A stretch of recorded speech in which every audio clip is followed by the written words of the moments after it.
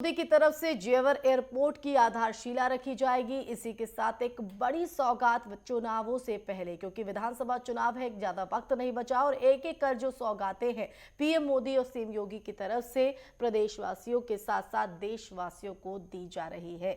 तो देश के दिल जेवर एयरपोर्ट को लेकर तमाम तैयारियां यहां पर की जा रही है। 2024 तक पहले चरण का जो लक्ष्य है वो रखा गया है और आज प्रधानमंत्री नरेंद्र मोदी जेवर पहुंचेंगे, जहां पर वो इस एयरपोर्ट की आधारशिला रखेंगे और उसके बाद कार्य जो है वो तेजी से प्रगति पर किया जाएगा। हालांकि आपको बता दें कि एयरपोर्ट की चारदीवारी का जो काम है वो तेजी से चल रहा है और ये आपको ग्राफिक्स के जरिए बताते हैं ये पॉइंटर्स जेवर एयरपोर्ट को लेकर। तो 5,845 हेक्टेयर जमीन पर एयरपोर्ट का निर्माण हो रहा है। तो एशिया का सबसे बड़ा एयरपोर्ट होगा और दुनिया का चौथा सबसे बड़ा एयरपोर्ट जेवर एयरपोर्ट। तो पहले फेज में 1300 हेक्टेयर जमीन पर यह एयरपोर्ट बनाया जाएगा। 2024 तक पूरा होगा पहले फेज का काम। तो एयरपोर्ट को लेकर जो पहले फेज का काम है वो 2024 तक पूरा करने का लक्ष्य रखा गया है। पहले फेज में नोएडा एयरपोर्ट की क्षमता 1.2 करोड़ यात्रियों की होगी। तो दिल्ली, नोएडा, गाजियाबाद, अलीगढ़, आगरा और फरीदाबाद के लोगों को इसका सीधा लाभ पहुंचेगा।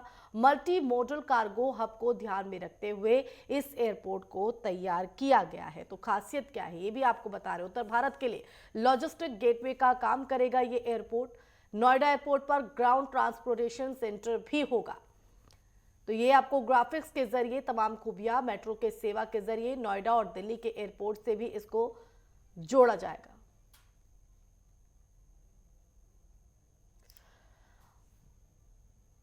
तो ये आपको हमने खूबियां पॉइंटर्स के जरिए, ग्राफिक्स के जरिए बताई। और जेवर एयरपोर्ट में किस तरह की तैयारी है, आज क्या कुछ भव्य नजारा वहां पर दिखाई पड़ेगा, इसी का जायजा लिया हमारे संवाददाता राजकुमार चौधरी ने। भारी सुरक्षा व्यवस्था के बीच कल प्रधानमंत्री नरेंद्र मोदी और उत्तर प्रदेश के मुख्यमंत्री योगी आदित्यनाथ के साथ उत्तर प्रदेश की गवर्नर आनंदीबेन पटेल यहीं पर लैंड होंगी।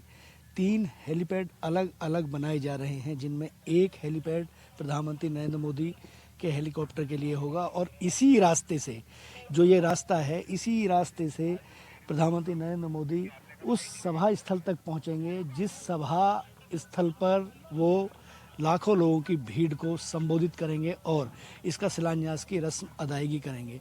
ये रास्ता मंच की तरफ जाता है और यहाँ से पीछे से जो मंच का रास्ता है सीधा, ये मैं अपने कैमरा पर्सन से एक बार दिखाने का प्रयास करूँगा। इस गेट के जरिए उनका स्वागत किया जाएगा। ज्यूरिख एयरपोर्ट इंटरनेशनल 75 साल देश की आज़ादी को पूरे हो गए हैं। आज़ादी का अमृत महोत्सव कहीं ना कहीं मनाया जा रहा है और इस तरीके के भारतीय जनता पार्टी के तमाम नेताओं के साथ साथ स्थानीय प्रतिनिधियों के अलावा उत्तर प्रदेश सरकार के बड़े अफसर यहाँ इस कार्यक्रम को संपन्न कराने के लिए कृत संकल्प हैं। उसके अलावा एक मॉडल बनाया गया है, क्योंकि प्रधानमंत्री नरेंद्र मोदी आएँ और आकर यहाँ पर वो अपने आप को बेहतर फील करें, इसलिए हर तरीके की व्यवस्था यहाँ से की जा रही है।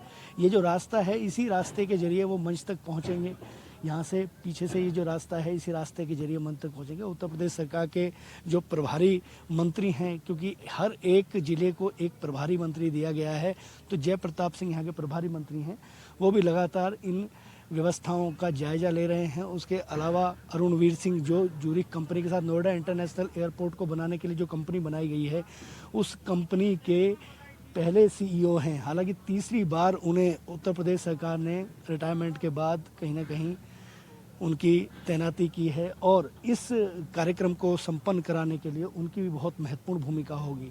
कल एक नया कीर्तिमान कहीं ना कहीं जेवर की ये जमी लिखेगी और इस पर एक आधारशिला रखी जाएगी, जो एयरपोर्ट के निर्माण की तरफ बढ़ता हुआ एक कदम होगा। पिछले 15 वर्षों से लगातार इसको लेकर तरह तरह के कयास लगाए जा रहे थे, लेकिन केंद्र सरकार ने ये जो एयरपोर्ट है, ये एयरपोर्ट देश के उन एयरपोर्टों में होगा जो नायाब होंगे। कहीं ना कहीं देश का गौरव इसमें दिखेगा। कल इसको यादगार बनाने के लिए तमाम तरह के प्रयास किए जा रहे हैं। कैमरा पर्सन दीपक के साथ राजकुमार चौधरी, नेटवर्क 10, जेवर एयरपोर्ट शिलापट स्थल। तो भव्य तैयारियां यहां पर की जा रही हैं। आज को लेकर पूरी तरह से सुरक्षा के भी पुख्ता इंतजाम है और न सिर्फ यहां पर देशवासी और प्रदेशवासियों को सौगात पीएम देंगे, बल्कि एक सियासी मंच के जरिए एक संदेश भी देने की कोशिश होगी। रुकेंगे बहुत छोटे से ब्रेक के लिए। ब्रेक के बाद भी खबरें जारी हैं।